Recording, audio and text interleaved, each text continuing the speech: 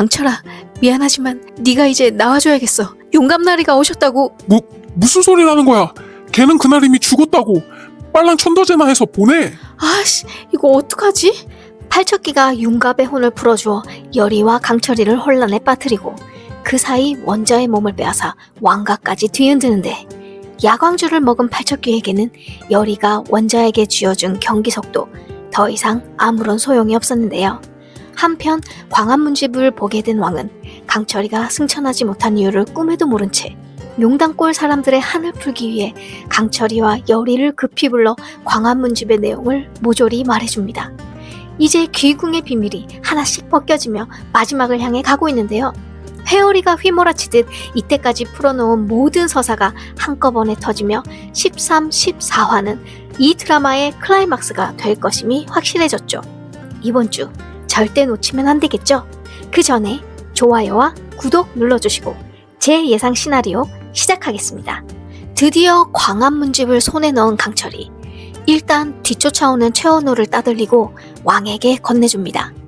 왕의 손에 광안문집이 들어간 걸 뒤늦게 보게 된 최원우는 절대 봐선 안 된다며 왕을 설득하려 애를 써보는데요. 그 책을 펼쳐보는 순간 왕뿐만 아니라 왕가의 사람 모두 그 자리를 내어놓아야 한다며 그래도 펼쳐볼 건지 왕에게 묻습니다. 왕은 책의 내용이 너무나도 궁금하지만 최원우의 말에 머뭇거리게 되는데, 최원우가 한 말은 거짓은 아니었습니다. 광안문집에 적힌 왕가의 비밀이 드러나는 순간 최원우의 말대로 왕가는 더 이상 그 자리를 지킬 수 없기 때문입니다. 광안문집 속 내용은 저의 전 영상에서 아주 자세하게 말씀드렸죠. 그 내용을 확인하시고 싶으시면 꼭 시청해 보시길 바랍니다. 어쨌든 왕은 이 책을 바로 펼쳐보지는 못하고 최원우에게 묻습니다. 그렇다면 어찌하여 왕가의 비밀을 최원우의 집안에서 사적으로 기록하여 보관하게 된 건지 말이죠. 하지만 최원우는 대답하지 못합니다. 그걸 말하는 것이 곧 책의 내용을 말하는 것과 같으니 말입니다. 최원우는 대답 대신 자신을 제발 믿어달라고 호소합니다. 이게 다 왕가를 위한 일이니 그리 알고 책을 불태워버리고 왕의 자리를 지켜달라 말하죠. 하지만 왕은 그리할 수는 없습니다. 팔척기가 자신뿐만 아니라 자신의 후손들까지 모조리 노리고 있다는 걸 잘 알고 있기 때문이죠. 그 고리를 끊으려면 팔척기의 한을 풀어줘야 하고, 팔척기가 원한을 품게 된 이유가 광안문집에 적혀 있으니 쉽게 광안문집을 열어보지도 또 태워버리지도 못하는 답답한 상황이 생겨버렸죠. 이제야 팔척기로부터 자유로워질 수 있다는 생각에 용담골까지 찾아와서 그토록 찾던 광안문집까지 손에 넣었지만 더 큰 산이 놓여있던 겁니다. 이를 모두 지켜보던 여리와 강철이도 당장 이렇다 할 방법을 제시할 수 없어 서로를 번갈아 쳐다보며 걱정스레 왕을 보고 있는 가운데 여리가 번뜩 융갑의 혼의 기운을 느끼고 그 자리를 뛰쳐나갑니다. 강철이가 갑작스런 여리의 행동에 놀라 따라 나가고, 여리는 강철이에게 분명 이 근처에 융갑의 혼이 있다며 동네를 샅샅이 훑어보는데 용담골 거리를 횡설수설하며 헤매고 있는 융갑의 혼을 멀찌감치서 보게 됩니다. 강철아, 저기야 하면서 뛰어갔지만 융갑의 혼은 이미 온데간데 사라지고 없었죠. 광안문집의 일도 중요하지만 여리는 융갑의 혼이 눈앞에 나타나자 더 큰 고민에 빠지게 되는데요. 생각보다 빨리 융갑의 혼이 나타나자 당장 강철이를 융갑의 몸에서 빼내어 융갑의 몸을 돌려줘야 하는지, 융갑에게 천도제를 해주어 좋은 곳으로 보내줘야 하는지 답이 없는 고민에 빠지게 되고, 강철이는 괴로워하는 여리를 보며 융갑의 혼이 갑자기 나타나게 된 이유를 생각해 보는데, 아무래도 이건 분명 팔척기가 일부러 한 짓이란 게 분명해 보이고, 그렇다면 풍산이 또 무슨 계략을 꾸미고 있다고 짐작하게 됩니다. 풍산이 꾸민 계략이란 무엇일까요? 아니, 그보다 지금 김봉인이 없어졌는데 더 이상 무슨 계략을 꾸민단 말이죠? 이제 김봉인의 명령을 따르지 않아도 되니 자유의 몸 아닌가요? 풍산이 바라는 것은 따로 있었습니다. 김봉인도 없겠다.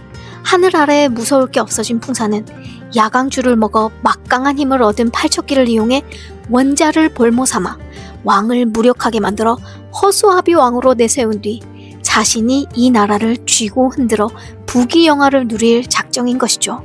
그렇게 하려면 절대 팔척기의 한이 풀리게 둬선 안 되고요.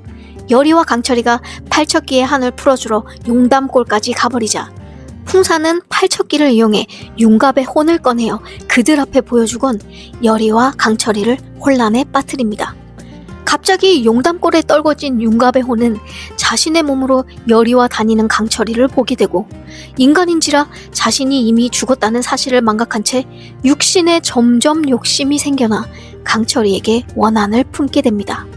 풍사는 융갑이 이미 죽었으니 육신으로 돌아갈 수 없다는 걸 알고 있지만 융갑의 혼을 원한기로 만들어 그 혼을 다시금 팔척기가 먹게 되면 또 다른 원한이 쌓여 팔척기의 힘은 더 강해질 테니까요.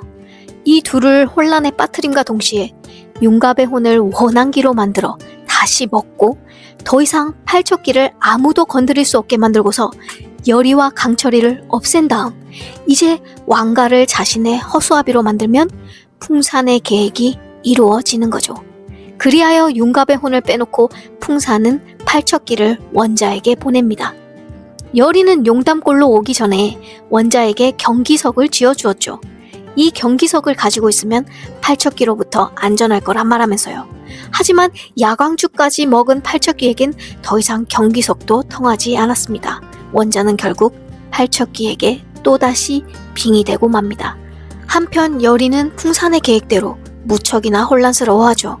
융갑에게 육신을 돌려주기 위해 융갑의 혼을 부르려고 정성스럽게 기도하지만 강철이와 이제껏 인간 대 인간의 몸으로 그 사랑을 키워왔던지라 이제 육신이 없어진 강철이와의 관계를 생각하니 벌써부터 그 아픔이 느껴지기 시작했습니다.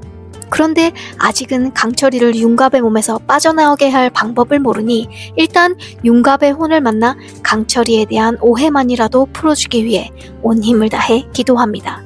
원래는 광합문집으로 팔척기의 한을 풀어주고 승천시키면 자연스레 그 속에 묶여있던 영혼들이 풀려나 넙덕의 혼을 통해 강철이와 융갑을 제자리에 놓아주려 했었는데요. 생각보다 너무 빨리 융갑의 혼이 나타나자 융갑이 원한기가 되지 않게 막는 것부터가 우선이 되었죠. 강철이 또한 융갑의 등장에 매우 괴로워하는데요. 풍산이 이 시점에 융갑의 혼을 왜 꺼냈는지를 생각해보다가 분명 팔척기를 용담골과 왕실 이 양쪽에 다 써먹으려고 이 짓을 벌인 것이란 걸 눈치채고는 급히 왕이 있는 곳으로 발걸음을 재촉합니다. 광화문집을 두고 고민에 빠졌던 왕은 최원우의 말을 뒤로하고 광화문집을 펼치게 되는데 그 내용을 하나하나 읽어내려가며 믿을 수 없다는 표정으로 두 눈에서 눈물이 넘쳐 흐릅니다.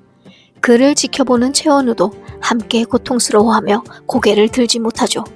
하지만 이것을 인정하지 않으면 팔척기의 한이 풀리지 않을 터 왕은 후손을 위해 마음을 추스리고 굳게 다짐합니다.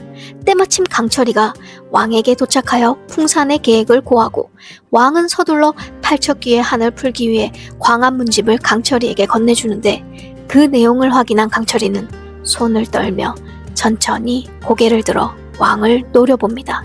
광합문집 속에 강철이의 승천을 막은 정체가 적혀있던 것이죠. 그 정체는 팔척기가 아니었습니다. 팔척기의 말대로 왕가의 씨였던 것입니다. 여기서 다시 한번 말씀드리지만 광합문집의 내용은 저번 편에 따로 자세하게 풀어놓았습니다. 저번 편을 꼭 시청해주세요. 강철이의 적이 왕가란 걸 알게 된 강철이, 그리고 그 사실을 모른 채 어서 팔척기의 한을 풀어주자고 서두르는 왕, 융갑에게 육신을 돌려주려고 애쓰는 여리, 이 셋은 뜻을 함께 할 수 있을까요?